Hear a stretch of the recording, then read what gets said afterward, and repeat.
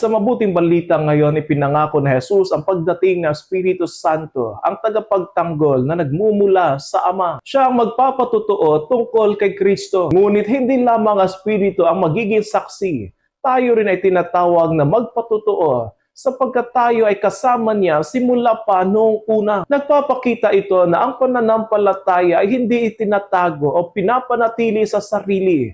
Ito ay pinapahayag sa iba. Ngunit hindi madali ang paanyayang ito. Tahasang sinabi ni Jesus na ang kanyang mga tagasunod ay uusigin, itataboy at hindi mauunawaan. May mga pagkakataon na ang katotohanan ay hindi tatanggapin at ang kabutihan ay sasalungatin. Hindi niya sinabi ang mga ito upang takutin sila, kundi upang ihanda at patatagin sila. Sa ating panahon ngayon, maaaring hindi literal na tayo ay inuusig.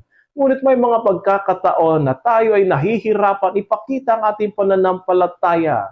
Tayo ay natatakot sa sasabihin ng iba o kaya nananatili tayong tahimik at takot tayong manindigan sa kung ano ang tama. Dito pumapasok ang papel ng Espiritu Santo. Siya ang nagbibigay sa atin ng lakas ng loob, karunungan at tapang na maging tapat kay Kristo kahit mahirap. Ang mahalaga ay hindi tayo nag-iisa. Ang Espiritu Santo ang gumagabay sa atin at siya ang tunay na kumikilos sa ating pagsaksi. Hindi tayo tinatawag na maging perpekto, kundi maging bukas at tapat sa kanyang pagkilos. Naway matuto tayo makinig sa Espiritu Santo at hayaan siya kumilos sa atin. Sapagkat ang tunay na saksi ay hindi perpekto, ngunit siya ay bukas sa Espiritu Santo at handang manindigan para kay Kristo.